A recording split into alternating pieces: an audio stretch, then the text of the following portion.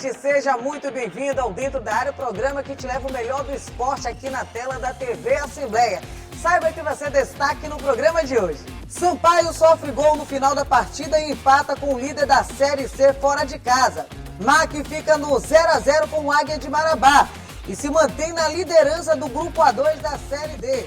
Você vai ver ainda a rotina de 3 tenistas maranhenses que têm ganhado destaque nos circuitos da modalidade. E mais, curiosidades sobre a fundação e a história do Motoclube de São Luís. Tudo isso agora no Dentro da Área, que já está no ar. Programa Dentro da Área começando e a gente já começa o programa chamando meu querido amigo Gregório Dantas. Greg, seja bem-vindo. E aí, Dani, belezinha? Tudo certo. Esse último final de semana do mês de junho, mês junino, teve São Marçal, teve São Pedro. Você curtiu alguma dessas festas tradicionais aqui do estado do Maranhão, Greg? Ah, rapaz, muito. Tô até sofrendo os efeitos reflexos. Os efeitos, tá até agora rebatendo o efeito da festa de São Pedro e São Marçal, meu amigo. Mas tá tudo bem, graças a Deus. É a festa, a maior festa cultural popular do nosso estado do Maranhão, é o São João. Nós celebramos aqui, como a Dani está trazendo, o Santo Antônio, o São João, o São Pedro e o São Marçal. E esse ano tem novidade, né? Porque o São João dura no mês de julho todinho. Vai ter festa de São João até o final de julho, então quem quiser aproveitar aí, os arraiais pela cidade, tem muito a aproveitar, né, Dani? O bom é que é mais de 60 dias aqui no estado do Maranhão, com suas manifestações culturais, que só aqui no estado do Maranhão que tem. Bora começar trabalhando já aqui no programa? Bora falar de esporte, né? A gente vai começar o programa de hoje trazendo o Giro da Área. Tem futebol feminino, destaque para o Cefama, que foi eliminado no Campeonato Brasileiro Sub-20. E também tem destaque para uma maranhense que vai atuar nos Jogos Olímpicos em Paris neste mês de julho. Mas não vai ser pela seleção brasileira, vai ser pela seleção de futebol dos Estados Unidos. Acompanhe o Giro da Área.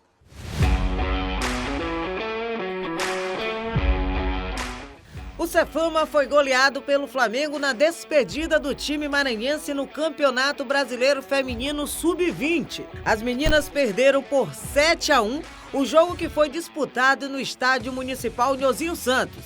As meninas da Gávea garantiram uma vaga na segunda fase do Brasileirão Feminino, depois da derrota do Fluminense para o Botafogo.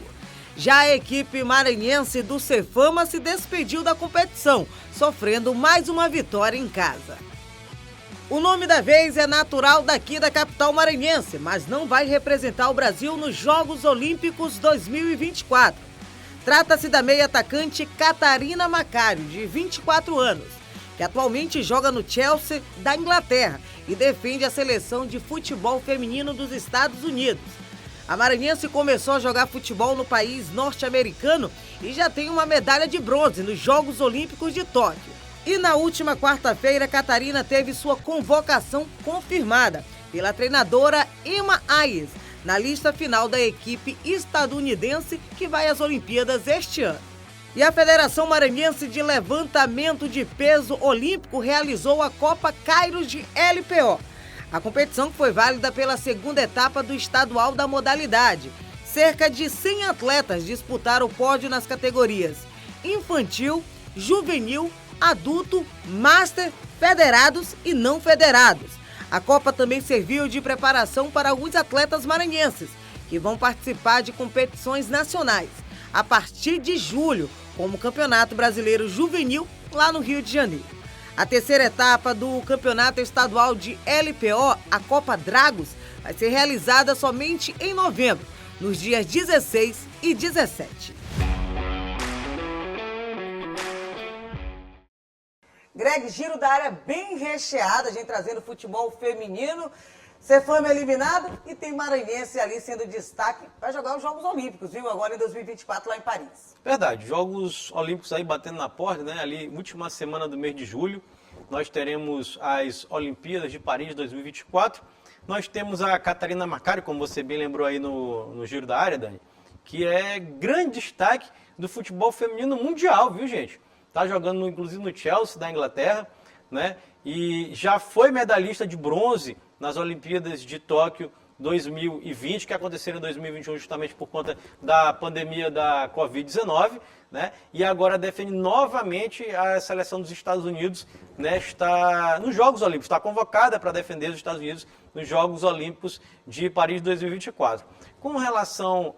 É uma pena, inclusive, né? Que a gente diz assim que era uma pessoa, um atleta, que era para estar disputando, defendendo as cores do Brasil. Não está. Ela está defendendo as cores dos Estados Unidos, se mudou com 12 anos de idade para os Estados Unidos, junto com o pai, né? Se naturalizou e aí jogou desde do futebol do college, né? Como eles chamam lá, futebol universitário, depois futebol profissional. E aí, defendendo a seleção dos Estados Unidos lá, adulta profissional, feminina. Era para estar defendendo a nossa seleção brasileira, infelizmente ela não está. Com relação ao Cefama, o Cefama fez uma campanha, eu vou chamar de ruim, viu? Porque ano passado em comparação ao do ano passado. Isso, foi uma campanha boa do ano passado e, inclusive, fechou de maneira trágica, né? Perdendo em casa de 7-1 para a equipe do Flamengo, foi atropelada a equipe do Cefama e, infelizmente, está eliminado da competição nacional. É uma pena para o futebol feminino maranhense. Agora a gente vai trazer o quadro curioso do esporte. Rafael Buquerque vai trazer a história do Motoclube de São Luís. Acompanhe.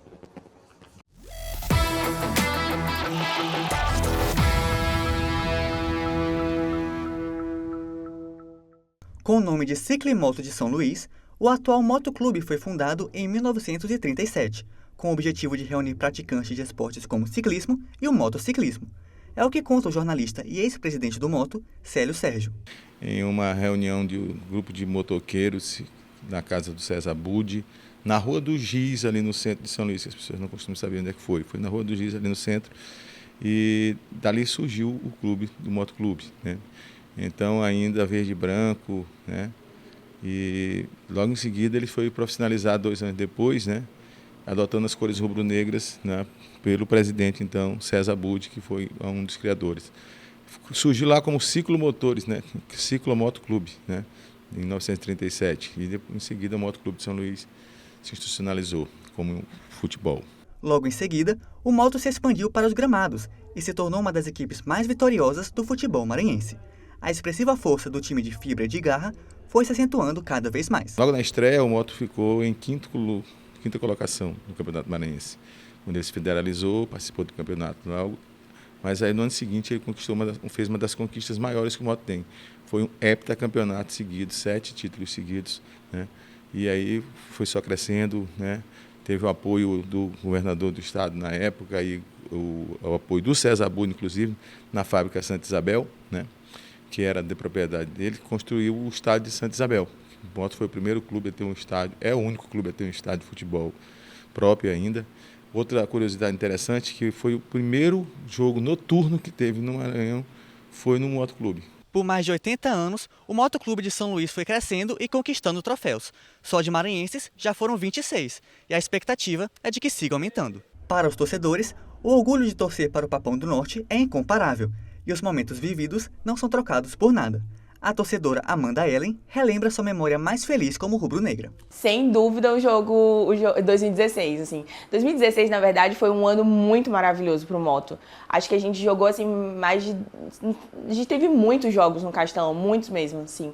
Eu não sei o que tinha problema no outro estádio, mas eu sei que a gente tinha muito jogo lá.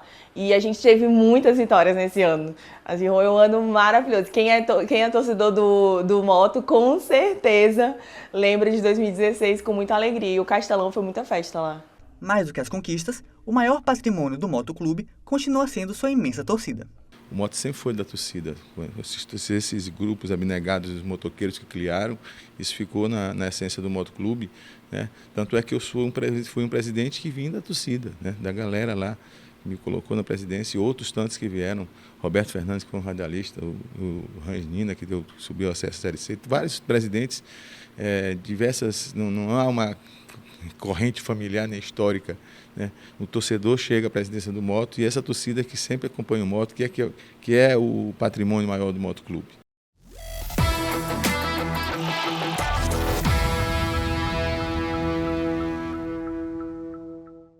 Quadro bem bacana aqui no programa Dentro da Área, contando agora a história do Motoclube de São Luís. O Rafael que conversou com diretores, ex-dirigentes, torcedores. Muito bacana a história do moto aqui sendo contada no Dentro da Área. É verdade, Dani. O Rafael aí, né, trazendo mais uma vez curiosidades do esporte, desta vez trazendo a história, né, de fundação, alguns detalhes curiosos do Papão do Norte, né, o Motoclube de São Luís. Tivemos aí a oportunidade de ver a palavra, de ouvir, né, e ver a palavra do ex-presidente Célio Sérgio, que é nosso companheiro de profissão, jornalista também, né, foi presidente do Moto agora recentemente.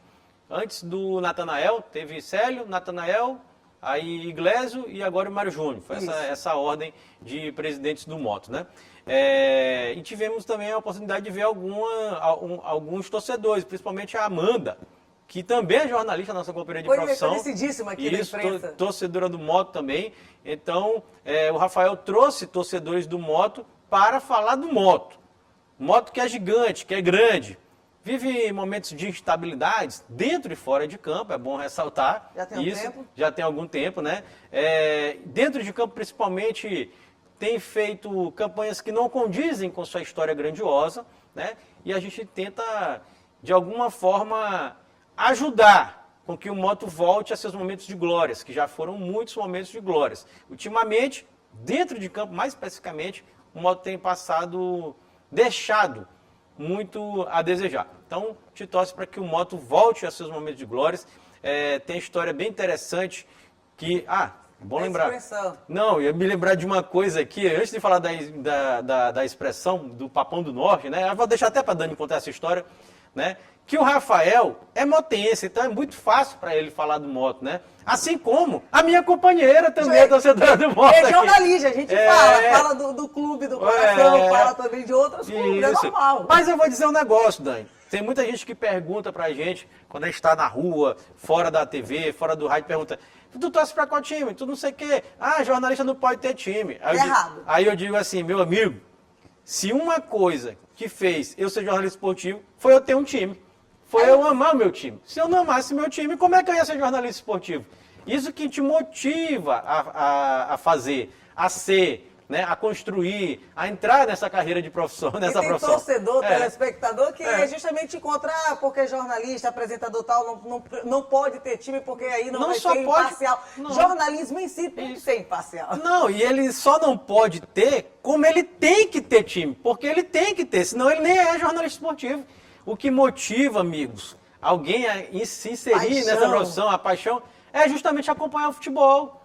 Então tu não pode deslocar, separar da realidade uma coisa da outra. Tem muito jornalista esportivo que eu respeito, que não gosta de falar seu time, seja por vários motivos, tem muitos motivos. Até tem jornalista com medo até mesmo de pressão, de violência, e a gente de sabe segurança. que é real. Exatamente. Mas aqui não tem problema nenhum, e o Rafael trouxe aí, né, na qualidade de motense, essa história tão bacana do Moto com o Célio Sérgio e com a Amanda. E a Dani conta a história do Papão do Norte, né? O Célio Sérgio, na reportagem, acabou explicando, o Célio, que é ex-presidente do Motoclube de São Luís, torcedor jornalista como a gente. Sim. Como a gente também fala, porque o Moto, justamente naqueles tempos áureos, o Moto vencia times que eram tidos como grandes na época. E aí é que eu converso muito com o Greg, aí por isso que foi essa expressão, Papão do Norte, porque papava, pegava, ganhava essas agremiações, esses títulos no Norte. E aí agora que a gente destaca que tem muito torcedor que pergunta, mas por que essa história do Papão do Norte? Curioso do esporte trazido pelo Rafael Albuquerque, tá aqui, vai estar nas redes sociais para você poder divulgar, para você, motense, que assiste aqui o Dentro da Área, poder divulgar e conversar naquela roda de amigos. Exatamente, é isso. É isso. Agora a gente vai para um breve intervalo. Logo após o intervalo, a gente vai falar de tênis aqui no Dentro da Área. Vamos falar sobre a história de 3 tenistas maranhenses, a preparação desses atletas aqui no estado do Maranhão. Daqui a pouco a gente volta.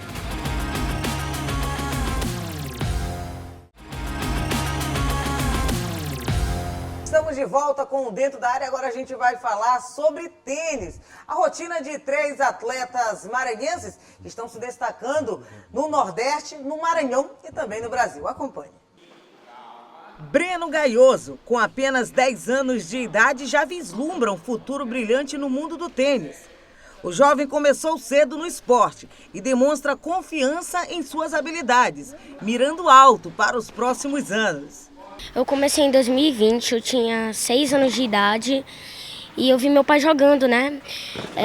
E aí eu decidi tentar jogar e assim eu fui progredindo no esporte e acabei me decidindo que é isso que eu ia fazer da minha vida. E o que é que o Breno pensa no futuro no esporte? O que é que você almeja? O que é que você quer ser lá no futuro? Eu quero ganhar vários campeonatos, entrar para a história do tênis, ganhar muito, ter o prêmio de melhor do mundo, entrar para a história. Eu acho isso bem legal. Assim como o Breno, Bia Dias iniciou sua jornada nas quadras bem cedo, aos 2 anos e meio de idade. Hoje, ela já acumula conquistas significativas, tanto no Maranhão quanto no Nordeste. É um exemplo de determinação e talento precoce. Eu comecei muito nova a jogar torneio. Eu joguei meu primeiro torneio, acho que eu tinha uns 6, 7 anos. Até menos, eu acho, eu não tenho muita certeza.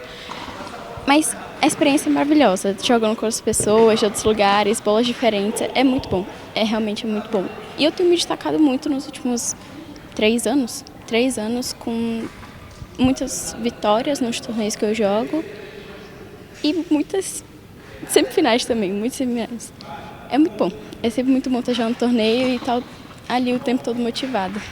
Nos circuitos sul-americanos, destaque também para outra maranhense, a Bruna Lioto. O desempenho ímpar faz a atleta voar alto nas competições. No Brasil, eu competi mais no Brasil em 2022, consegui até acabar o ano e começar em 2023 como 10 do Brasil. E também nesse meio tempo de 2022 comecei a participar de algumas competições sul-americanas, COSAT. E a partir de 2023 eu comecei a participar de umas internacionais, que é do ITF, que é o ranking mundial de tênis. Por trás do sucesso destes jovens talentos está o técnico português Bruno Dias, que nos últimos 20 anos tem sido responsável por formar a maioria dos atletas de destaque a nível nacional e sul-americano. A lista de sucesso já alcançado é grande, mas Bruno sempre acredita que pode aumentar. Com certeza. Nós começamos com Jéssica Brito, fizemos 4 gerações e agora estamos trabalhando com a Bruna Lioto, a Beatriz Dias, Levi Eloy, Lara Spinato, Marco Nunes e Enzo Figueiredo. Estamos evoluindo cada dia mais. A qualidade dos veteranos nossos são muito boas. O problema é que nem todos arriscam em viajar fora e competir na categoria deles. Mas a nossa qualidade técnica, a formação que a gente utiliza, desde a formação das crianças aqui na academia até a formação adulta, é tudo feito na mesma base. É como você comparar um clube de futebol que trabalha a base infantil até o profissional do mesmo jeito. A busca desses atletas é de sempre ir mais longe. Meu sonho mesmo é ganhar um Roland Garros, assim, um torneio, um Grand Slam. Eu espero estar competindo e almejando um ranking profissional e se tornando uma grande jogadora e competindo no mais alto nível de tênis, na WTA. Greg, 3 atletas, um de 10 anos, tem a Bia de 17, tem a outra atleta, a Bruna Lioto, de 17 anos. Então é dos jovens, é da criançada se destacando no tênis aqui no Maranhão. Isso. Breno Gaioso, né? Podemos acompanhar aí, 10 anos de idade. Bia Dias, não é isso? E Bruna Lioto, que já está há algum tempo já circulando, inclusive, em competições internacionais aqui do cenário sul-americano, né? Então, o tênis maranhense, mais uma vez, mostrando a sua força, né? Nós temos aí atletas que a Dani trouxe, não foi, Dani? Essa reportagem aí, apresentando a galera. E também o técnico, né? O Bruno Dias, técnico da galera lá, da moçada, né? Levando e trazendo e fortalecendo o tênis aqui no estado do Maranhão. A gente sempre torce que esses atletas, eles consigam ter um desempenho nacional e internacional, disputar medalhas, ganhar grandes competições, porque isso é muito importante para o fomento do esporte aqui no estado do Maranhão, né? É muito importante que isso aconteça. O surgimento de novos ídolos, e eles surgem assim, desde pequenininho, né? Formando, almejando lá na frente, exato, ter sucesso no cenário. Exato, treinando, né? Tendo responsabilidade, seriedade, disciplina com o treino, e aí nós formamos novos ídolos e, quem sabe, novas estrelas do esporte, nesse caso, do tênis. Certíssimo. Agora a gente vai para um novo intervalo e logo após o intervalo a gente vai falar de futebol, do empate do Sampaio Corrêa pela Série C e também do empate do Maranhão Atlético Clube pela 4ª divisão. Segura aí que já a gente volta com muito mais esporte aqui no Dentro da Área.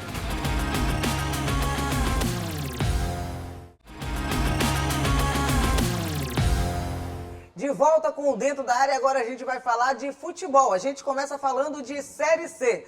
O Sampaio Corrêa jogou fora de casa lá em Volta Redonda com o líder da competição, o Voltaço, e acabou trazendo na bagagem um ponto na classificação do Campeonato Brasileiro da Série C. Greg, um ponto importante. Sim. Pela situação do Sampaio, pela forma de como o Sampaio está na tabela de classificação e por quem vem jogando, né, nos últimos jogos. O Sampaio acabou saindo atrás no placar, o Sampaio virou a partida e acabou no último minuto deixando o Volta Redonda empatar a partida.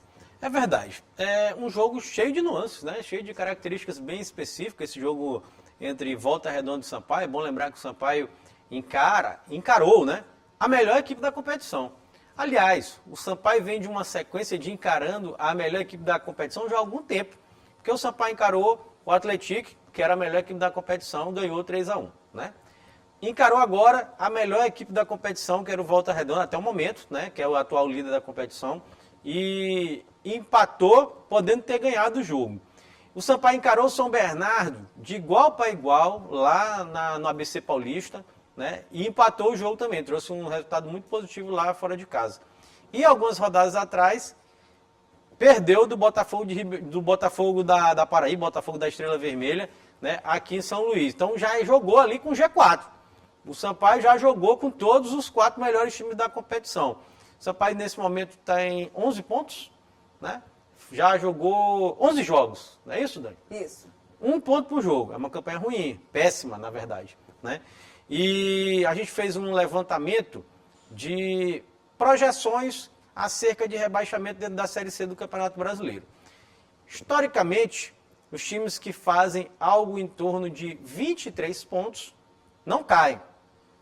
Mas a gente pode botar ali 24 pontos, 25 pontos para garantida. Garantido mesmo, 25 pontos, o time não cai. Eu estou fazendo esse recorte, Dani, primeiro porque o Sampaio tem como primeiro objetivo, claro, escapar. O Sampaio precisa escapar. Esse é o objetivo precisa escapar do rebaixamento. Eu falei muitas vezes aqui que o time do Sampaio ia cair. Aquele time ia cair. Só que aquele time já mudou. Aquele time, que a gente tanto alertou aqui, já tem a entrada do Rafael Gorni, já tem a entrada do Gabriel Silva, que caiu como uma luva no Sampaio, jogando muito, camisa 10. Então, tem algumas mudanças que já aconteceram no elenco do Sampaio que foram muito saudáveis para o time. Falando especificamente desse jogo, Dani, o Sampaio sofre um gol antes do primeiro minuto, né? O que desestabiliza qualquer time, né? É complicado você sofrer um gol antes do primeiro minuto, né? Vem com toda aquela armação e aí não funciona, apaga e tal. Depois consegue um empate com o Rafael Gorni, né? Numa jogada, ele fez o gol como centroavante que é, contratado para isso, fez o empate. Depois... primeira bola. Isso. Depois, já no segundo tempo, nós tivemos uma penalidade máxima marcada para a equipe do Volta Redonda, desperdiçada, né, pelo Volta Redonda.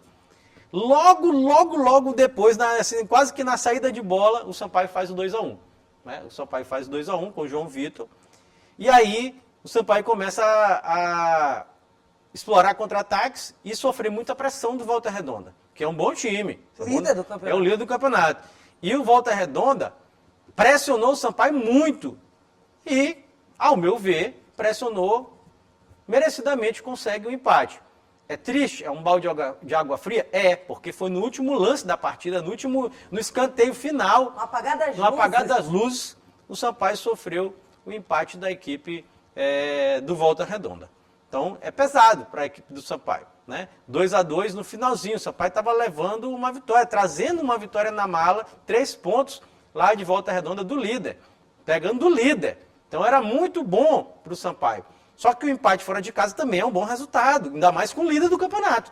Então, eu vejo a balança, o copo, né, Dani, meio cheio aqui. Eu não vejo ele meio vazio, não. Eu vejo ele meio cheio, apesar do gol no último lance da partida.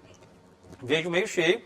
O Sampaio Agora tem 8 jogos pela frente, né? 8 jogos pela frente. O Dani está aí até com o calendário de jogos, né? Só volta a jogar... Uma semana isso, cheia para o Sampaio. No dia 6, no contra sábado. A Ferroviária também. Contra o Ferroviário do Ceará. Contra o Ferroviário do Ceará. Contra a Ferroviária, isso. Isso. No Nhozinho Santos. O jogo será no Nhozinho Santos. Tem até um problema de um imbróglio, porque nós temos jogo agora do Maremoto, né? Que será realizado no Castelão. Que vai ser no domingo. Isso. Então o Sampaio vai jogar no Nhozinho Santos. Está tentando ainda aí rever para levar esse jogo para o Castelão. Pode ser que consiga reverter. Claro, a gente sabe que o gramado do Castelão, tanto para os times maranhenses, Maranhão, Motoclube, Sampaio, o gramado do Castelão é muito melhor de se jogar, é um fator a favor do time daqui do Maranhão. E deve conseguir, Greg, porque não está mais chovendo, porque a questão da Secretaria de Esporte é porque vai ter desgaste do gramado. Mas não está chovendo, não está tendo mais aquela avalanche de jogos, Campeonato Maranhense, enfim, já acabou. Então só está tendo o Campeonato Brasileiro da Série D e da Série C. Então pode ser que consiga, assim, esse jogo ser colocado para o Castelão no sábado. Ó, só uma correção aqui. É a Ferroviária de São Paulo. Nem era essa correção. Eu vou até ver essa correção aqui. Era outra outra correção. É a Ferroviária de São Paulo mesmo, a Ferroviária de Araraquara. Mas não é essa. É que o Sampaio não tem 11, tem 10 pontos. Então, o Sampaio em 11 jogos tem 10 pontos, né? E aí com mais... Seja, não é menos de... Isso, menos do que eu imaginava. Então significa, sabe o que, gente? Que as 4 vitórias não bastam, porque aí chegaria a 22 pontos, né, Dani? Chegaria a 22 pontos e 22 pontos cai. Então, pelo menos teria que ter 4 vitórias e um empate, vamos supor assim, para chegar aos 23, né? Então, e o bom é que o Sampaio vive um momento bom em relação a clube, equipe, torcida, porque o Sampaio já está vindo de uma leva que a gente percebe que melhora. Então, a questão é botar essa primeira marcha para tentar fugir o quanto antes dessa zona de rebaixamento. Aí depois, aquela história que tem torcedor que já diz, mas o Sampaio melhorou, já vai chegar entre os outros. Não, primeiro vamos embora fugir dos 4. Dos 4 últimos. Primeiro a gente porque foge. assim, ó, é interessante falar isso, Dani, porque é o seguinte, o Sampaio nesse momento tem 10 pontos, só que tem um monte de time com 9 pontos. E eles estão na zona de rebaixamento. Ou seja, o Sampaio está apenas... Aliás, tem com 8 pontos. Então o Sampaio está apenas 2 pontos da zona de rebaixamento, Dani. E sendo que desses monte de time, o Confiança, por exemplo, tem 2 jogos a menos que o Sampaio. Isso. Né? O CSA tem um jogo a menos que o Sampaio. O Caxias, o São José, exato. Que estão mais lá embaixo, mas tem 2 jogos a menos. Exato. Então, assim, a situação do Sampaio não é tão confortável com relação à zona de rebaixamento, para já começar a pensar em acesso. Em acesso não, em classificação para a próxima fase. Porque o Sampaio está a 2 pontos da zona de rebaixamento e a 6 do Ipiranga. Né? Do Ipiranga, que é o primeiro ali do G8, dos 8 que se classificam para a fase dos 2 quadrangulares finais da Série C do Campeonato Brasileiro. É isso mesmo.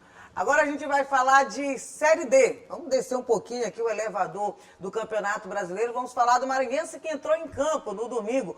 O Maranhão Atlético Clube jogou fora de casa, lá no estádiozinho de Oliveira, e acabou não balançando as redes. 0-0 no placar diante do Águia de Marabá. Um resultado, Greg, que não tirou o Maranhão da liderança. O Maranhão é líder do grupo A2, mas acaba deixando ali, podendo dissolver na próxima rodada, ainda nessa rodada. Por quê? Porque ainda temos um jogo importante no quadrangular desse grupo A2, o Altos e Tocantinópolis. Os dois têm o mesmo número de pontos, têm 15 pontos e podem alcançar o Maranhão Atlético Clube. Não pode mais ser líder isolado. Quem vencer, claro, dos dois. Então, a sorte do Maranhão seria um empate, seria bastante importante para essas duas equipes. Maranhão é líder, jogou fora de casa, sem gol, 0-0. É um jogo feio, viu? Triste. Eu tive a oportunidade de acompanhar. A equipe do Maranhão Atlético Clube foi dominada pela equipe do Águia. Incrível, né, cara? O Águia, lanterna da competição, né? Com uma campanha muito ruim, apenas 9 pontos com esse ponto somado diante do Maranhão Atlético Clube. Deu muito trabalho para a equipe do Mike. O Mike é o líder desse grupo. Eu estava até conversando nos bastidores contigo, né, Dani? Também estava conversando com alguns amigos. Esse grupo A2 é um grupo muito fraco.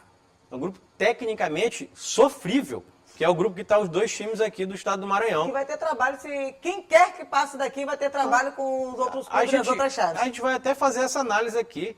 Olha aqui, ó. O Maranhão tem 54% de aproveitamento, é o líder do grupo A2. Só para ter uma ideia, no grupo A1, o líder, sabe quanta é a porcentagem do líder do grupo A1? 81%. 81%. O Manauara tem 81% de aproveitamento, tem 27 pontos.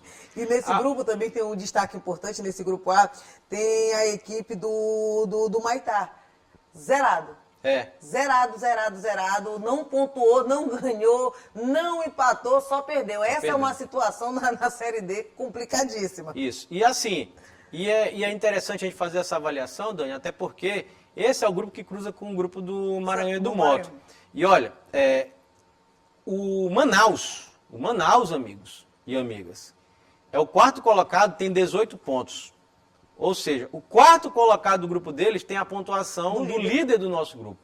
Mostra como o nosso grupo aqui, o grupo que está reunido, né, com times do Maranhão, do Piauí, do Tocantinópolis, os times do interior do Pará, o Águia de Marabá, o Cametá, é fraquíssimo. Esse grupo é fraquíssimo. É muito preocupante em termos de futuro dentro da competição. Eu trago esse recorte só para dizer isso. E nesse jogo especificamente, contra a equipe do Águia de Marabá, o Maranhão mereceu perder o jogo. Maranhão mereceu perder o jogo. O goleiro da equipe do Águia de Marabá não fez uma defesa no jogo, o Axel. Não fez nada. Antigamente, quando a gente chamava no videogame, a gente falava assim, a gente nem viu a cor da camisa do goleiro, porque não conseguia ver. Nem viu a cor da camisa do goleiro, porque a gente não viu mesmo, né? E, meus amigos, é preocupante, porque a melhor equipe é o Maranhão. 18 pontos. 18 pontos. E é uma equipe, gente, que vinha com o melhor futebol do estado do Maranhão há pelo menos 1 ano e meio. E acabou. O trabalho do Zé Augusto foi todo... Por água abaixo. Por água abaixo. Acabou o trabalho, né? O Vinícius começou até bem, ganhando os primeiros jogos, depois degringolou totalmente. Mas é o que a gente tem que até alertar, Greg, que para onde foi o futebol? Os jogadores são os mesmos. Para onde foi o futebol? Às vezes dá a perceber que não estão gostando da forma de como estão no Maranhão. É porque como é que pode o futebol ter sumido da noite para o dia? Mas isso mostra muito como que o trabalho do Zé Augusto era bem feito. Pois né? Porque se não mudou os jogadores, agora o Maranhão teve uma perda muito sensível do Adeilson, né? Que é um excelente jogador, né? Meio de campo.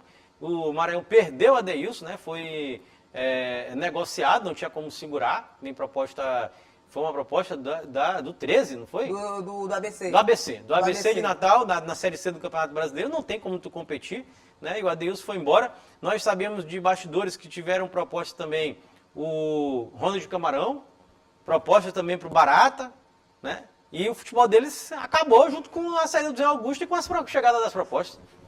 Né? Tem o Vander também, né? Que está numa situação aí que ninguém sabe se vai e se fica. Né? Então, o Maranhão Atlético Clube está numa situação que é líder, mas o futebol não condiz com essa realidade.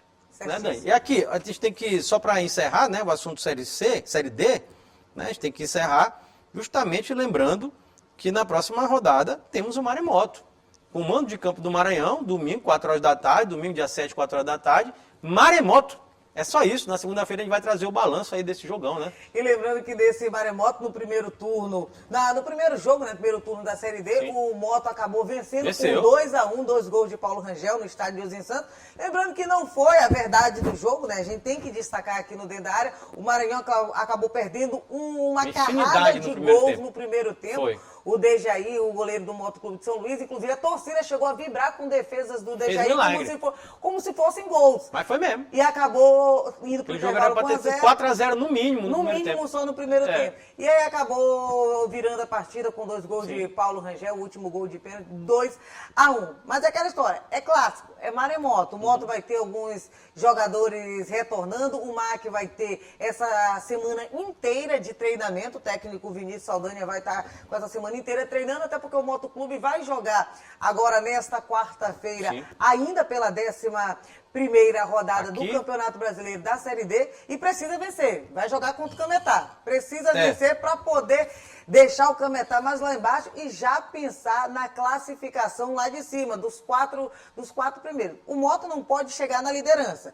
O Moto tem 14 pontos, vai chegar até ali a vice-liderança se vencer a equipe do Cametá e também se o Tocantinópolis e o Altos acabarem empatando. Ou seja, o Moto precisa vencer para tentar respirar um pouco mais tranquilo, porque o Moto agora vai ter 3 jogos em casa e um fora. Tem tudo para poder se classificar. Basta o Moto Clube querer vencer. Até porque, Dani, esse resultado do Maranhão diante do Águia eliminou o Águia. Isso. O Águia não tem mais possibilidade nenhuma, né, de chegar ao G4, porque tem 9 pontos, tem mais 2 jogos a disputar, só chegaria a 15, mas o número de vitórias já está fora, porque seriam 2 vitórias, e chegaria a 3, só ganhou um jogo no campeonato, né, que foi justamente aquele jogo contra o Moto. Foi a única vitória do Águia. Então, assim, tem esse jogo diante do Moto, tem esse jogo agora no meio de semana diante do Cametá, que está aqui em São Luís já faz um tempão, né? Jogou na semana passada com o Mac e agora encara o Moto quarta-feira, 8 horas da noite. E é um jogo de vida ou morte. Porque o Moto ganhando, o Moto assume a vice-liderança do campeonato. E deixa o Cametá numa situação muito complicada, obrigando o Cametá a ganhar os próximos 2 jogos para poder se classificar. Ou seja, ele praticamente elimina o adversário. O Moto tem que visar isso, ganhar, garantir 3 pontos ou vencer para poder respirar e assim nessa respiração eliminar quem está ali tentando chegar perto. Exatamente. Então, é um jogo muito importante, jogo vital para o Moto dentro do campeonato, é ganhar o Cametá aqui em São Luís. Se o Moto não ganhar o Cametá, empatar o jogo, o Moto fica numa situação preocupante. E já vai para o clássico como? Mentalidade dos jogadores, como vai? Muito pressionado também, porque o Maranhão vai entrar no clássico sabendo que, se ganhar o Moto, praticamente elimina o Moto. E praticamente já está classificado lá. Exato, não, se classifica e elimina o adversário, então é muito importante esse jogo do Moto no meio de semana e depois o Maremoto. É isso. Greg, fim de papo do programa. Quem quiser assistir novamente o Dentro da Área, aonde assistir? Pois é, o telespectador pode acompanhar nosso programa através dos nossos canais de interação, né? Tem o nosso site, que é o al.ma.leg.br/TV. Tem também o telefone da nossa redação, que é o 3269-3028, e o nosso WhatsApp, que está passando aqui embaixo da sua tela. É bom lembrar que esse programa tem reprise Dentro da Área, toda terça-feira, às 7h30 da manhã e também às 2h30 da tarde. E também é legal destacar que todo o programa, todas as matérias, as reportagens especiais, todas estão lá postadas no YouTube da TV Assembleia. Você pode comentar, curtir e compartilhar com seus amigos. É isso mesmo. O Dentro da Área é multiplataforma. Você assiste onde quiser e quando quiser aqui pelo nosso YouTube. Muito obrigada, viu, Greg? Valeu, meu amigo. A gente se encontra no próximo programa. Tamo junto. Gente, até lá. Tchau, tchau. Até mais. Tchau.